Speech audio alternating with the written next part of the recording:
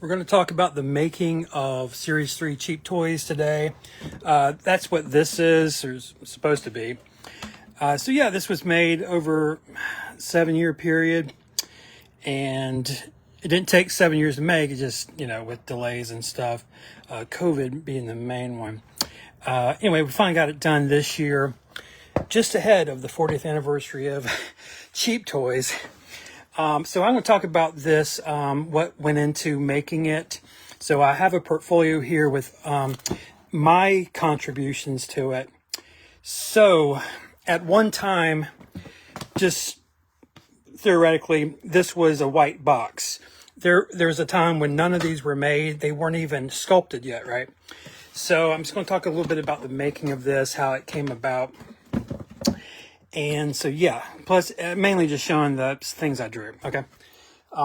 So yeah, here are the pieces of it. You have the box painting. This is an acrylic painting that I went through the pencil, color, and final art stage.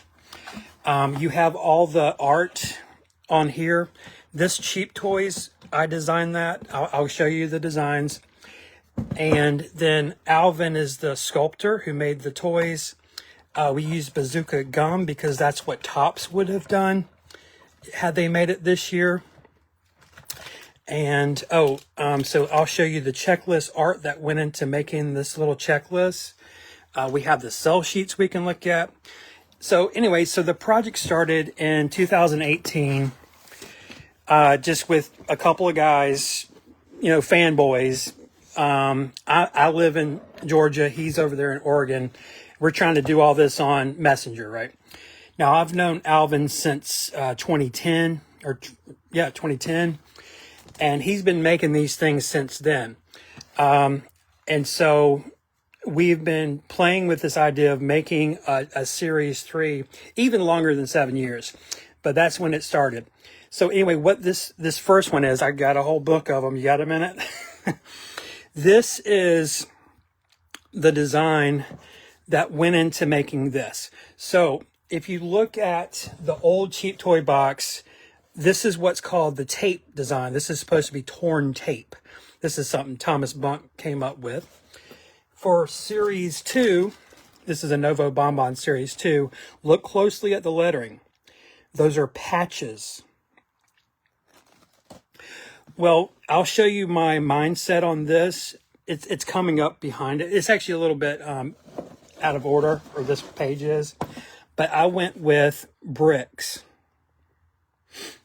This is one of our ill-fated packs. This is one of the nicer ones I pulled. So I am going to say one pack. But these are being redone by a professional printer. But this is one of our bad ones that actually turned out pretty good.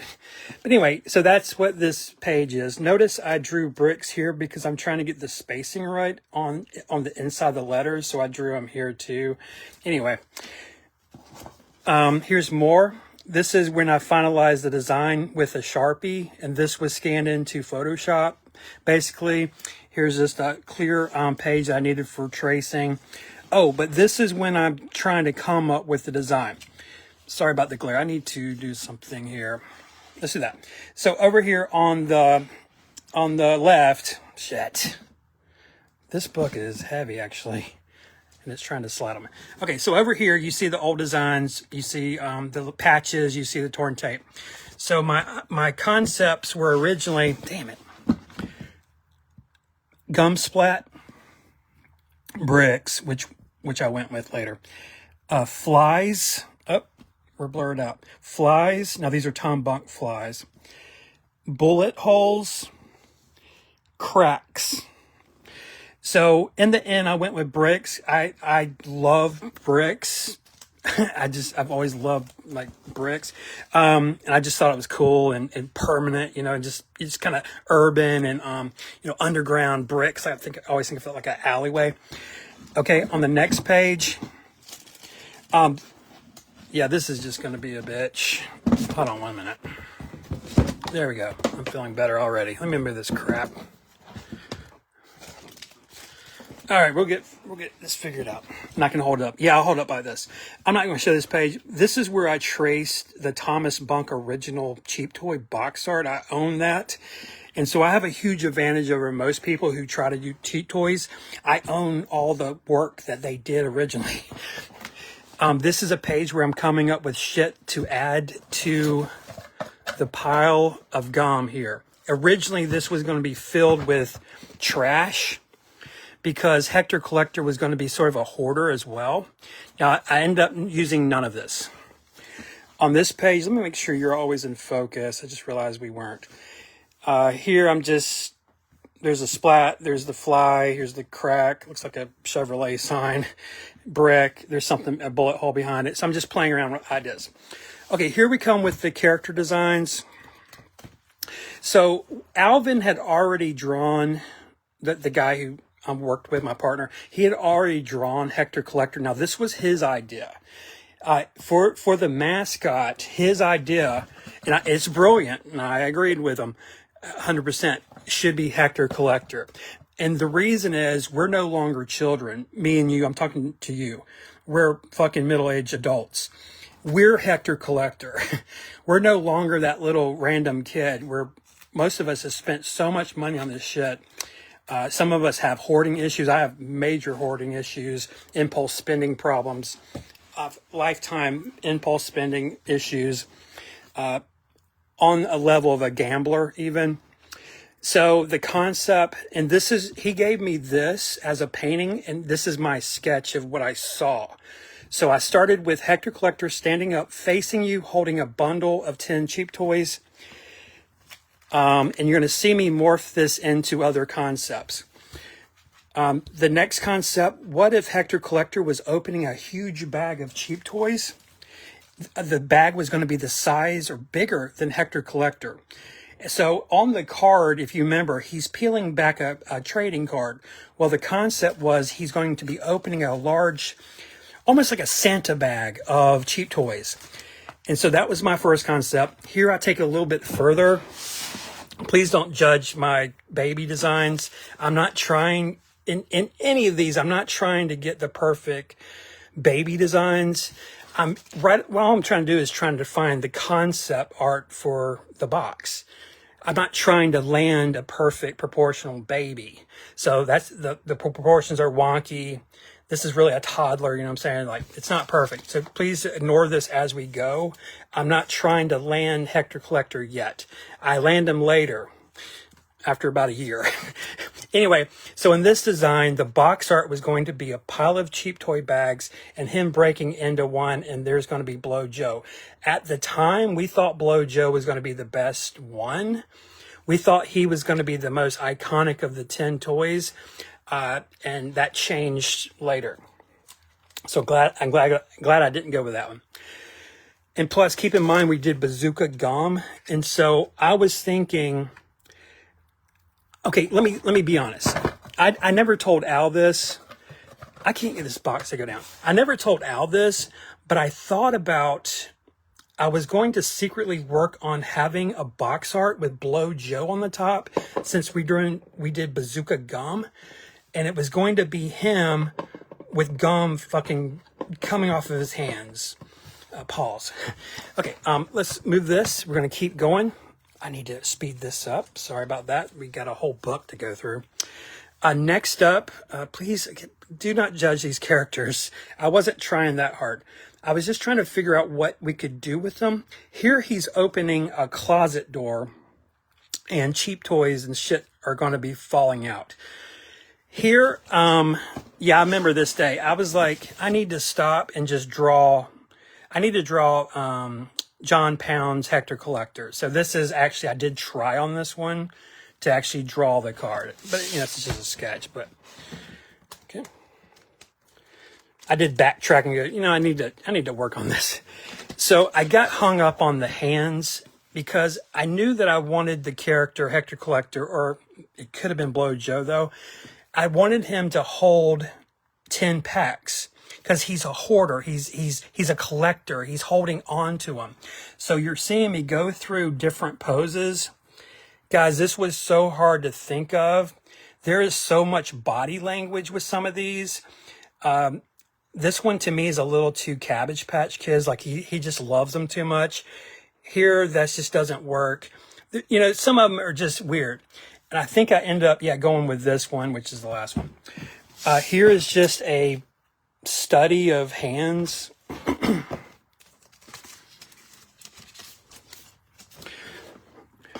Okay, and so then I started thinking about, well, I want to study the box design. What I noticed, please listen to this part. This is very important. I haven't explained this before.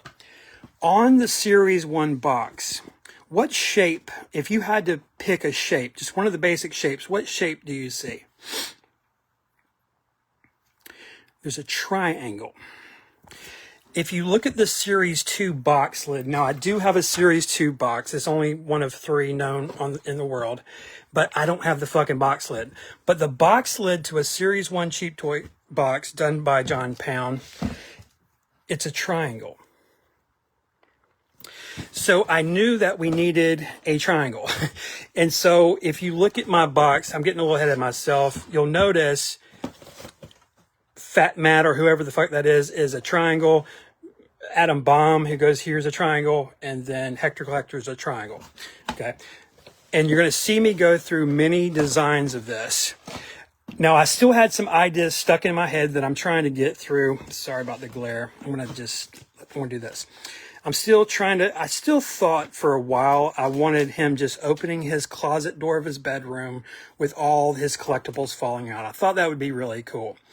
But as I was looking at it, the box art should have been triangular, and that's not triangular. On this one, I still had this idea that he's crazy, locked up in a loony bin. But as we go, it's going to get more uniform. Like there's pages and pages of these. So what these are, they're actually color rough. Pencil rough, like A, B, C, D. You know how Tom Bunk has like a bunch of them? Well, I don't know how many I have, but we'll look at them. So in the beginning, I was still hung up on this. I had him as a triangle, but he was going to be opening 2 closet doors. Reminds me of Samson from the Bible, opening, the columns, and all his shit's falling on him. I don't know why this is here, but I was, Potty Scotty, he's flooding something out. Okay, here he's a loony bin. He's got empty shelves because everything fell off the shelves, and he's sitting on a mound. Ridiculous now looking back, but I had to get this shit out of my head. I think this is the first one where I actually had the kid on there holding packs. But as you can see, everything's emptied out and dumped on the floor. Okay, these are in order. I did play around with the idea. I'm trying to hold this up with my left arm, a heavy fucking binder. He's on his bed. I still like this design a lot, by the way. He's on his bed. He's in his bedroom. I mean, what child doesn't have, nostalgia for this feeling of just being a kid alone in your room with your toys? I still love this design, but I could have taken this a lot further, but I didn't. Here, this is ridiculous how he's sitting like a little Buddha. Okay. Here, down here, I'm getting on it now. Now he's on a pile, but honestly, this is a trash pile. Sorry about that, the glare. Yeah, I have a TV, I have a can. I still haven't thought about putting them on a pile of bubble gum. Here, I'm still working with this. I'm starting to put things on the top, broken ceiling, but that makes me feel sad. I mean, I don't want to think of my character as truly living in poverty. I get that Fat Matt is the king of the city dump, but it didn't feel right to have an interior character living in squalor.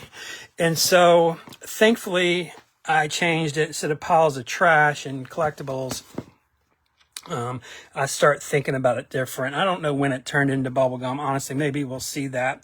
I'm still trying to put the character in the right positioning. They look horrible looking back on it, but I'm just trying to figure out how the character could look sitting back into a bedroom on a pile. Like, how forward should he be? How should his legs sit out? This looks kind of good, by the way. It reminds me of Mad Donna from Series 2. Yeah, here I'm really settling down in the design. I've committed at this point. It's going to be a kid. It's going to be a triangle. He's going to be sitting on a pile, and I'm still throwing stuff on the ground, and it's just not working. I know there's something wrong, and what's wrong is it makes me feel sad. And plus, seeing these empty shelves, even though the concept was everything's falling on the ground, I'm just projecting my own hoarding nature onto the design, and it's just a big problem. I like this one because I have the ladder coming down, and later I use that on the box subtly at the top. On this page, I don't know, I kind of shit the bed on this one. On this one, though, I have the bag shining. I don't know if you can see that. I'm playing more with the drawers. I'm getting closer to what's going to become the design. Some of these I stopped halfway because I did something I liked that I didn't need to carry on. Plus, I'm getting more comfortable with this design. I'm like, okay, I can come back later to that. So I don't need to redraw this every time I do these. I can just start focusing on how big should he be in the design. Now this one, he's cross-legged, back into Buddha mode. It's just not going to work. Now here, this is the first time that I landed the character. I got him in the perfect position. He looks like he's sitting back in his room, like he's up on a hill. You know what I'm saying? And he's the right size. Now I'm going to show you the compromise. I did have to compromise. You're going to see the compromise in a minute. Now notice I put his reflection over here in the mirror. That was deleted later, and some more details, but let's see where this goes from there. Yeah, so I knew I was on it. So this is the first time I landed the perfect pencil rough. But then I had a lingering idea that he might needed to be larger. And plus, he's a different character design than that. This one's truly like a little baby. This one's a little older. I couldn't make up my mind. So what I did, you're going to see this, I split him. So he measured, I literally remember that day, literally measuring this motherfucker, measuring this motherfucker, and I divided by 2. And so if you look at your box design, if you buy this, he's the division between that pencil and that pencil. And even his face, I morphed it a little bit kind of in between, just slightly. Okay, now we're going to get into some better designs now that I found what was going to be the real deal. This is when I'm thinking about the color mapping on the box. Now, I'm not going to go into depth with this because none of it was used. But what this box was going to be was a green box, because it was going to be OS 1, OS 2, and OS 3. I was thinking this should be green.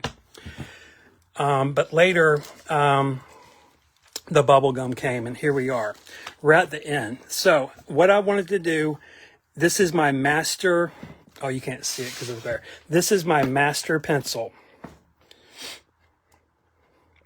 Notice it's a large size. This is a 11 by 14 sheet of Bristol, because this is the size of Tom Bonk's original box art. Okay, then I did the color rough. This is when an artist maps in the colors. This was never going to be published like this. There's supposed to be a third sheet of paper that has the final painting on it. So who did the final painting? Alvin did. So I sent this design, I sent him the color rough, a copy of this color rough, and he added the touches to it. Okay. Right. So that's how I went from nothing to this. This was the mindset of how we made the packs, right? And that's what we covered so far. Okay, so let's go and move into these pages.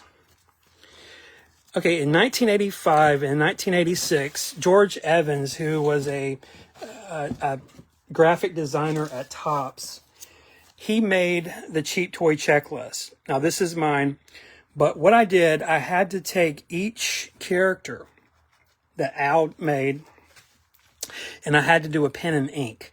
But I didn't do it in my style. I did it in George Evans' style. And I want to prove it to you. I want to show you this so you get what's happening here. I'm getting out some checklists.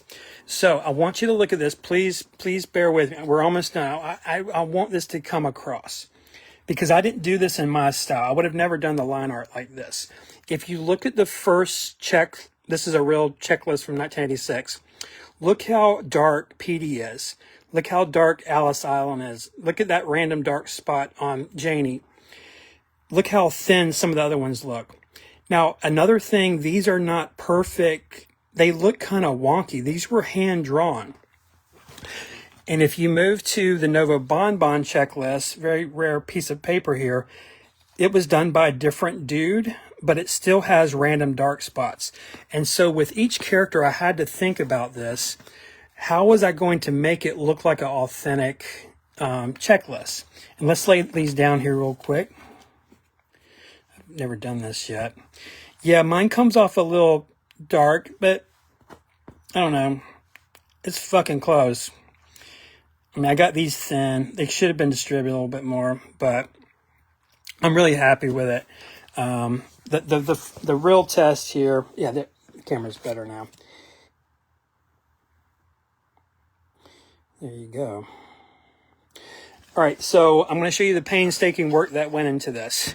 So I had to draw each of the characters, and I had to ink them in a George Evans way. And I also had to, I can't get you close enough. I'm sorry, that's mine. Can I get you close enough? He has I can't. Sorry. He has a crosshatch style that looks like that.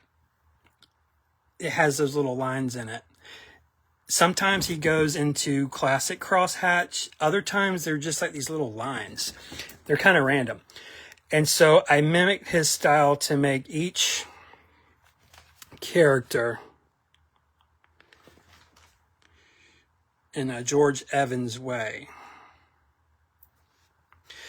When I first started this group 14 months ago, this was one of my first posts. People were like, oh, those are pretty cool. Yeah, it's not my style, but yeah. I was just trying to make it in George Evans style. Yeah, no, they're not. They're not supposed to be the best.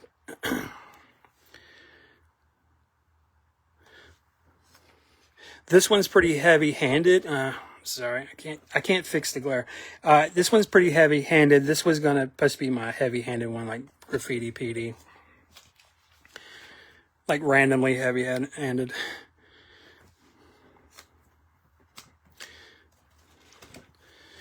All right.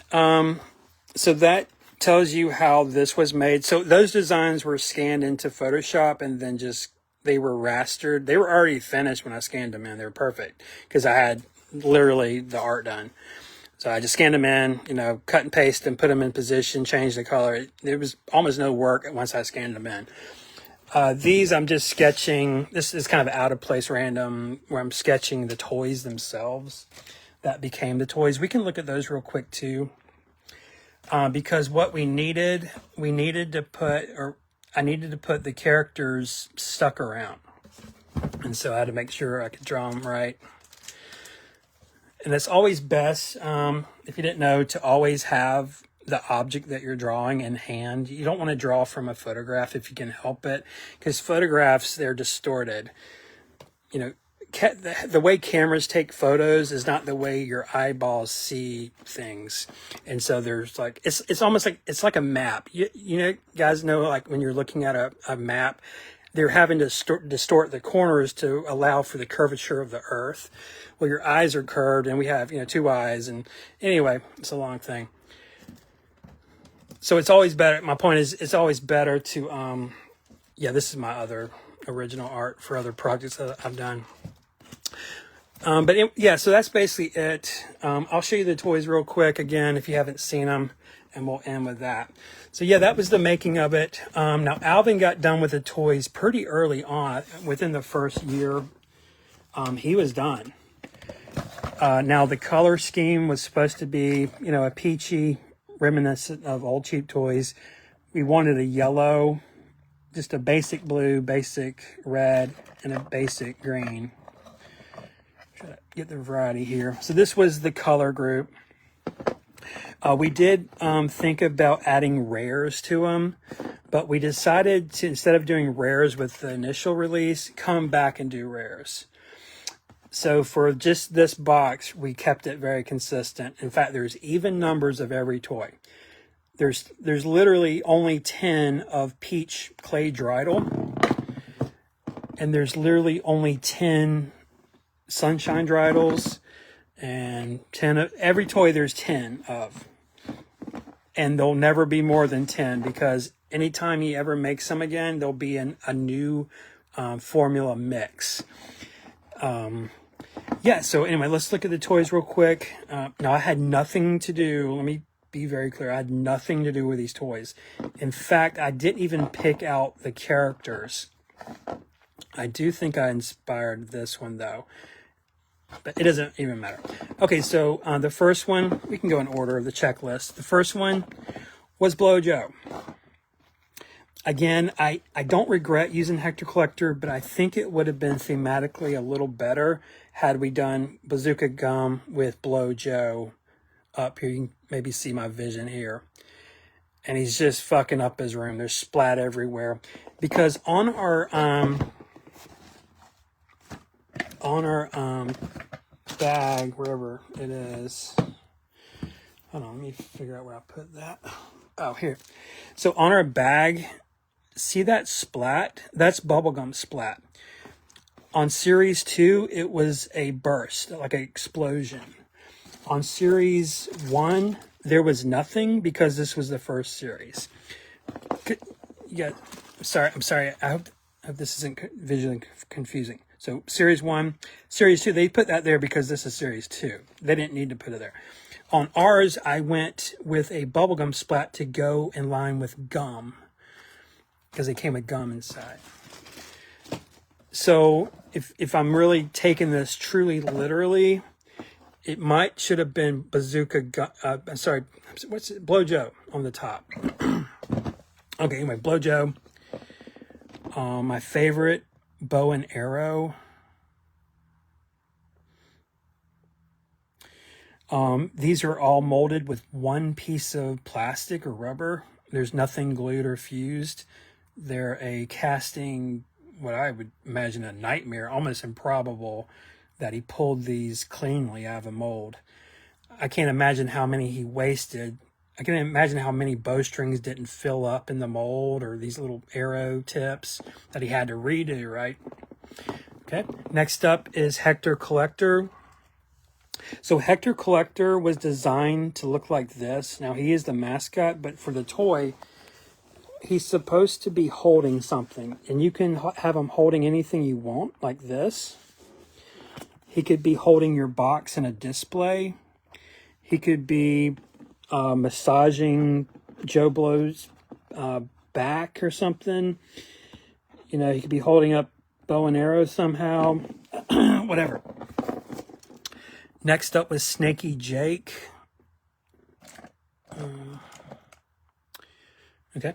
Snaky Jake looks like that. Those are snakes on his head. He's charming himself. Yeah, so let me tell you what the gags are. Now, some of these are classics. You probably know. So Bazooka Joe is the mascot of Bazooka Gum. So he's one of the iconic characters for Topps. In this one, everything's backfired. Instead of showing the world how fun it is to blow bubblegum, that was the point of Bazooka Joe in the first place. He's supposed to make kids buy bubblegum. It's backfired, and he's totally fucking fucked his face up with bubblegum. For bow and arrow, he's a Cupid who's supposed to be shooting an arrow into a couple to make them fall in love, but unfortunately his arrow went through his own heart, and I don't know if he killed himself or made him fall in love with himself, however you want to interpret that. Hector Collector, on the card, he's peeling back the sticker because he's such a hoarder and he's such a collector. He's trying to collect himself. He's pulling his own sticker with him in the design off of his own trading card. He's such a collector. He's willing to kill himself because he has to have it, even though he's on it. Snaky Jake is made of snakes and he's charming himself. Odd. Okay, next up is Clay Dreidel. I think the real hero of the release. This is a working toy. It's truly the ultimate cheap toy, if you think about it. It's a toy of a toy in a toy box. Anyway, this is for a Jewish holiday, I think. But anyway, there's really no gag. It's just a Dreidel with a face. But maybe, I'm sorry. No, he's dizzy. He dizzies himself on the card. Yeah, he has motion sickness. That's his reality. Next up was Thanks Gavin. It's an animated turkey that is going to be eaten, and he knows it. He's fixing to be eaten, consumed. It's pretty dreadful. Next up was Ugly Hands. As children, some of us drew little faces on our hands and we would talk to friends or something. I didn't do that, but I've seen cartoons with that kind of thing going on. But in this one, he's a gross hand. He's a grotesque hand. He has scars and warts. This isn't quite the hand I want to see a hand puppet show from, or whatever it's called, hand puppet show. Plus, he's drooling. And so, you know, it's garbage pellet, so it's going to be pretty grotesque. One of my absolute favorite cheap toys ever, no matter what the series, is this one. This one's badass. To me, it's very animated.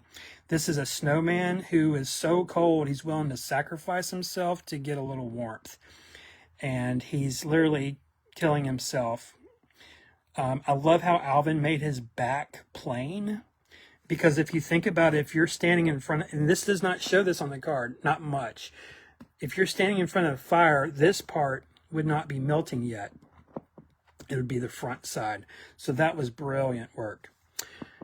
And I never talked to him about it. This is something he did on his own. So that was brilliant. I would hope that I would have thought to left that blank, but I'm not even sure I would have thought of that. So major points to Alvin for that idea. Next up is a dinosaur who's permanently on display for the world. Imagine that reality, being a fucking dinosaur who has to be propped for everyone to see for eternity. I mean, your whole life has been on display, and that's the reality. That's the tragedy of Dinosaur.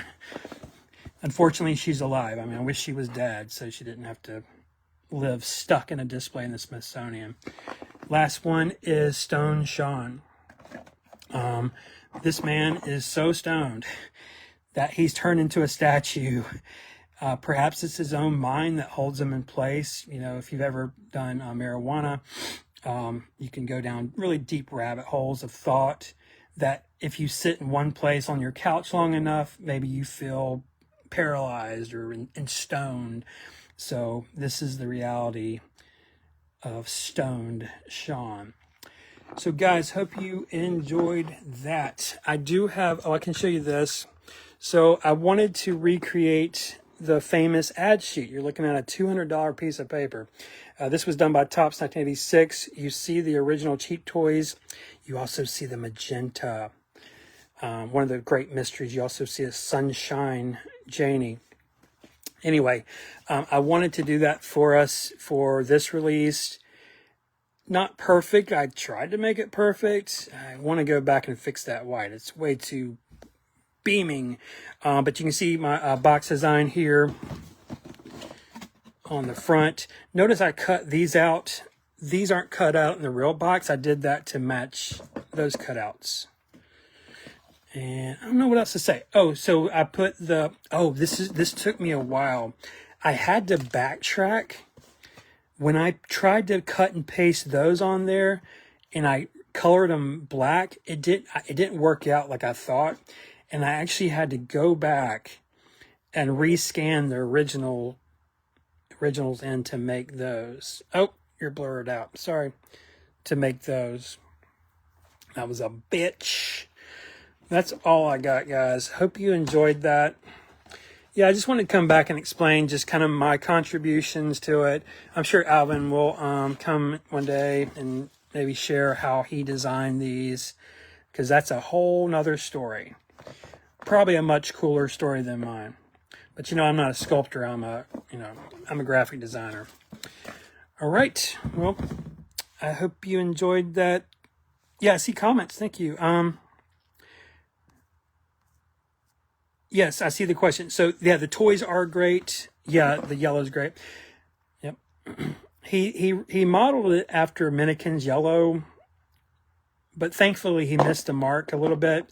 And they are truly like sunshine yellow, except they're just waxy and they're kind of semi-clear. Yeah, you can see semi-clear, semi-trans.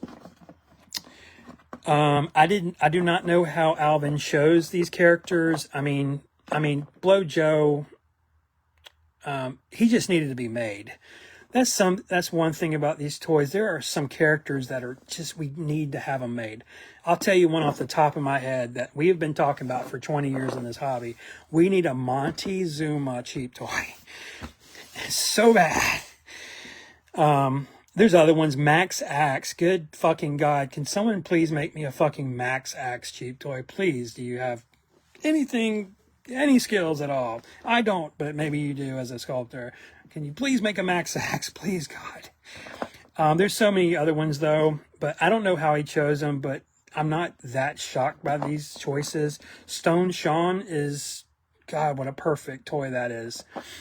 Bow and Arrow, I never thought it was possible. Topps would have never made this toy because they couldn't risk the mold, wasting money on these not coming out right.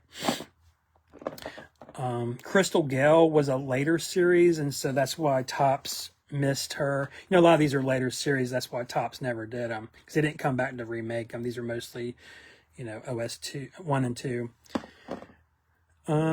Yeah. I don't know how he chose them. All right. To me, they come off as someone who's done so many toys that he wanted to challenge himself. I mean, no one would ever in their right mind as a new sculptor start with this. I don't think anyone would ever think to make this because it's such a casting challenge. Like, this is a nightmare. Like, I don't know how the fuck he did it. I have no idea.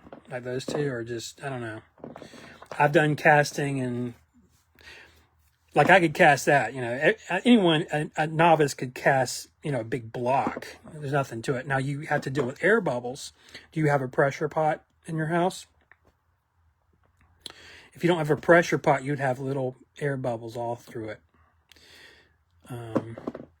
So it does take equipment, and it takes a good knowledge of casting, a lot of practice, right?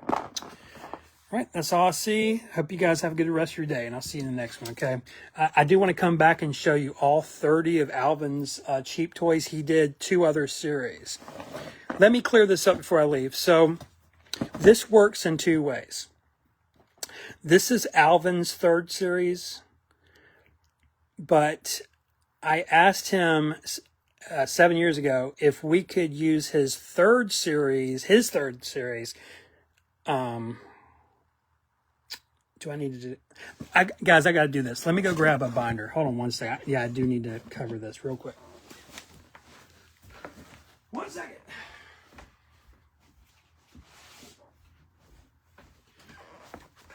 Okay, I have it. Oh, shit. Where are they?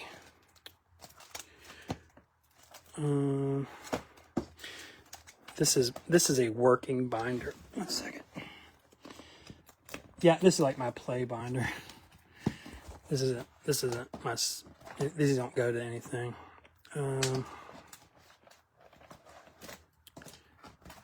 Hold on. Okay, finally. So Alvin, like I said, he started in 2010. Now the first set, it took him a year. So in 2011, he put out the first one. That's his first checklist. Then he came out with his series 2. So this works. This last thing I'm going to talk about, I got to go. So this is Alvin's 3rd series, like personally, it's his third set he's ever done. But I asked him 7 years ago, could we please morph it into a fantasy